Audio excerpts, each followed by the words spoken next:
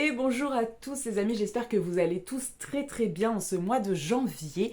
Je viens vous parler aujourd'hui de deuil. Alors certes, c'est un sujet qui n'est pas très sympa à aborder, mais hautement essentiel je pense, puisque nous avons tous au cours de notre vie cette épreuve de vie à vivre à un moment donné ou à un autre, et je pense que c'est très important parce qu'on ne se rend pas compte à quel point ça peut nous impacter.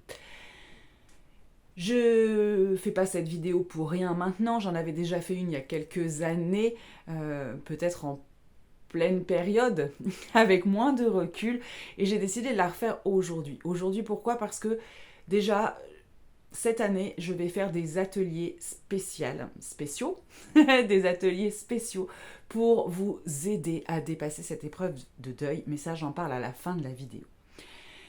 Alors le deuil, c'est quoi ? Le deuil, en règle générale, pour un terme large, c'est la séparation d'une personne qui nous est proche, d'accord ? Alors évidemment, la plus commune, c'est la disparition par le décès, mais toute séparation implique aussi un deuil de la séparation, mais un deuil de la personne avec qui nous étions. Ce n'est donc pas que le décès. Mais dans nos émotions, dans notre corps, dans notre cursus émotionnel, psychologique, ça va se passer de la même manière. Et nous avons un autre type de deuil que l'on va traiter un petit peu différemment, mais qui est très important aussi de conscientiser pour pouvoir évoluer, avancer et être plus épanoui dans sa vie. C'est le deuil de ce qu'on appelle l'image. En tout cas, de ce que moi j'appelle l'image. Je vous explique. On est par exemple dans une famille avec des parents pas très cool qui nous font vivre plein de blessures, etc. Pour accepter notre incarnation correctement et surtout nous-mêmes, on doit faire ce qu'on appelle ce deuil de l'image, par exemple de la mère parfaite qu'on aurait voulu avoir mais qu'on n'a pas eu. D'accord ? Alors il faut bien comprendre que le deuil provoque en nous énormément de choses, notamment, premièrement, un choc émotionnel. D'accord ? Un choc émotionnel avec ce que ça peut impliquer énergétiquement, d'accord, dans nos auras, etc., qui à un moment donné ou à un autre va faire un petit peu le rôle de bombe à retardement et provoquer plusieurs mois, plusieurs années après, parfois des maladies ou des symptômes plus ou moins graves.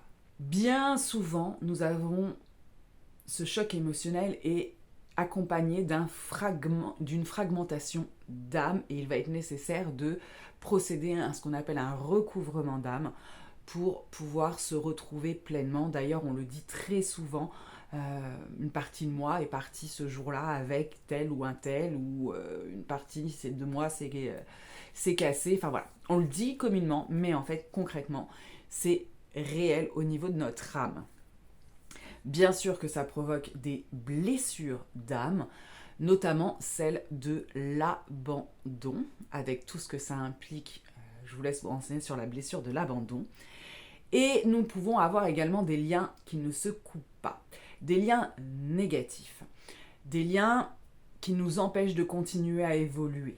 D'accord ? Si c'est avec une personne, par exemple, il va y avoir un lien négatif qui reste entre vous et cette personne, et à chaque fois que l'un ou l'autre pense négativement, bien souvent, parce qu'il y a la colère, parce qu'il y a la rancune, parce que, voilà, dans un type de relation, dans une séparation, et bien mine de rien, on alimente ce lien d'un côté comme de l'autre, et c'est ce qui fait que finalement, c'est très compliqué à s'en séparer.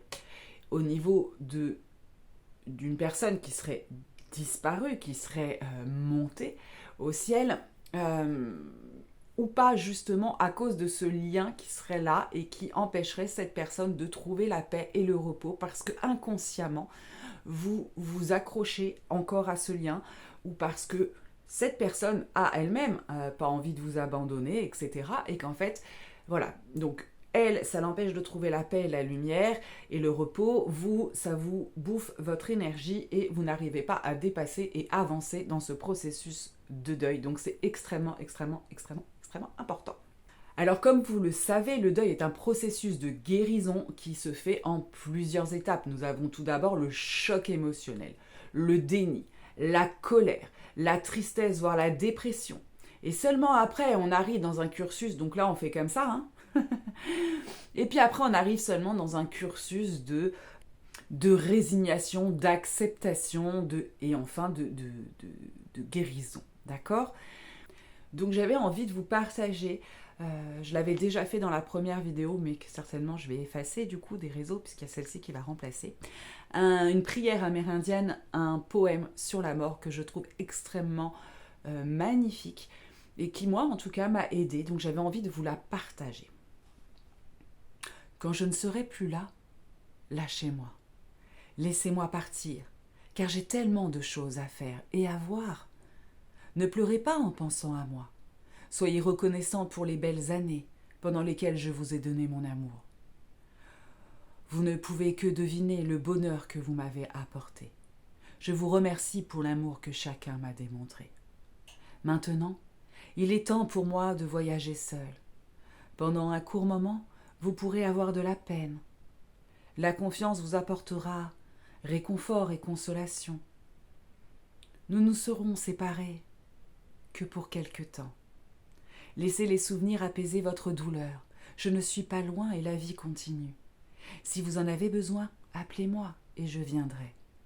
Même si vous ne pouvez me voir ou me toucher, je serai là. Et si vous écoutez votre cœur, vous sentirez clairement la douceur de l'amour que j'apporterai. Quand il sera temps pour vous de partir, je serai là pour vous accueillir. Absent de mon corps, présent avec Dieu, n'allez pas sur ma tombe pour pleurer. Je ne suis pas là, je ne dors pas. Je suis les 1000 vents qui soufflent, je suis le scintillement des cristaux de neige, je suis la lumière qui traverse les champs de blé, je suis la douce pluie d'automne, je suis l'éveil des oiseaux dans le calme du matin, je suis l'étoile qui brille dans la nuit. N'allez pas sur ma tombe pour pleurer. Je ne suis pas là, je ne suis pas mort.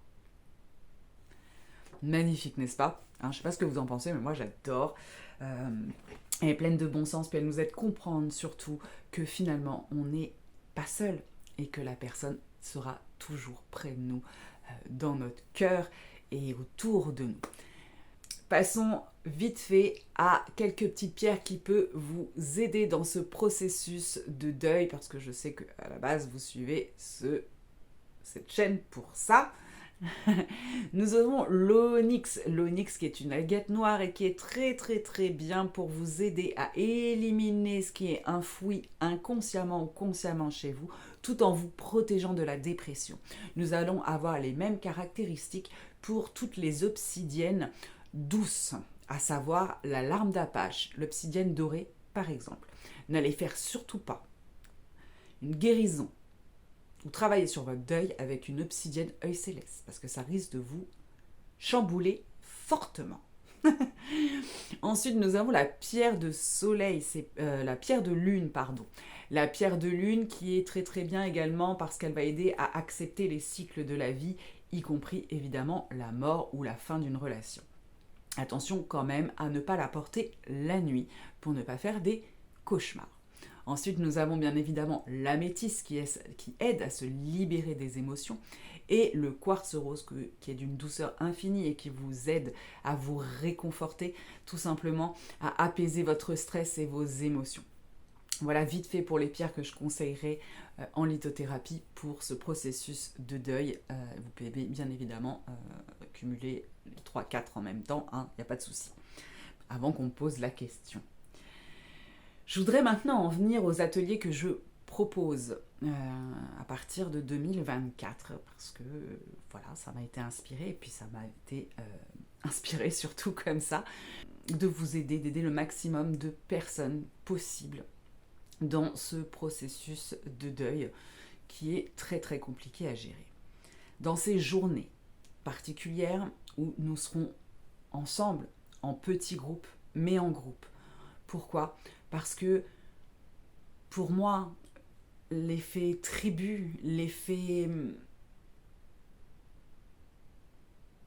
d'être plusieurs âmes à pouvoir se comprendre, à pouvoir échanger, à pouvoir s'unir augmente tout simplement la puissance de ce processus, de ce protocole de guérison du deuil qu'on va entreprendre ce jour-là.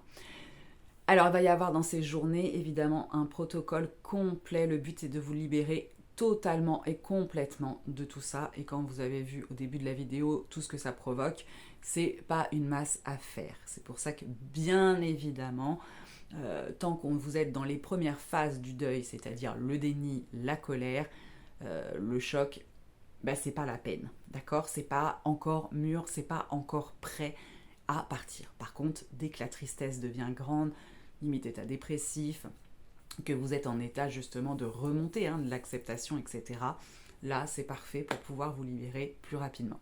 Évidemment que pendant ces ateliers, on pourra traiter qu'un seul deuil à la fois, d'accord? Donc si vous avez plusieurs deuils à faire, il faudra vous inscrire à plusieurs journées. Nous aurons bien évidemment des soins de réharmonisation, de nettoyage, des méditations, des cercles de parole, tous ensemble, pour qu'on apprenne à se connaître, pour échanger, pour partager, pour s'aider les uns les autres, pratiquant le chamanisme, étant de plus en plus proche de cette pratique de soins. Je procéderai également à tout simplement des recouvrements d'âme, couper les liens négatifs, permettre aux âmes qui ne seraient pas encore passées dans la lumière, parce qu'inconsciemment vous les retenez évidemment, de les libérer et de passer vers la lumière. C'est important aussi pour elles, n'oublions pas.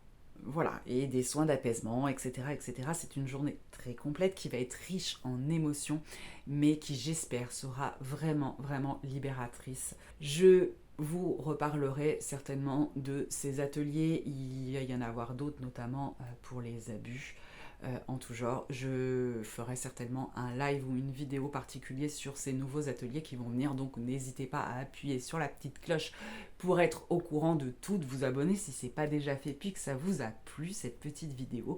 En tout cas, moi, ça me fait très très très très très plaisir d'entreprendre ça. C'est vrai que 2024 est un nouveau tournant pour moi. Je faisais peut-être plus de formation, moins maintenant, parce que voilà. Peut-être que je vous en parlerai un jour. En tout cas, elles sont toujours disponibles en visio. Donc voilà, j'espère que vous serez nombreux à vous inscrire, que je pourrai rencontrer de nombreuses personnes entre vous, avec vous, etc. Et puis n'hésitez pas, je peux me déplacer. Je peux me déplacer pour des groupes de 8. Je peux me déplacer en France. C'est pas parce que vous n'habitez pas à côté. Si vraiment vous en avez besoin, que vous connaissez du monde autour de vous qui en ont besoin et que vous aimeriez que je vous accompagne lors de cette journée, n'hésitez pas à me contacter. Je vous fais d'énormes bisous. Je vous remercie 1000 fois de m'avoir suivi jusqu'au bout de cette vidéo consacrée au deuil. Voilà, elle était courte mais intense. Je vous fais d'énormes bisous. Bye.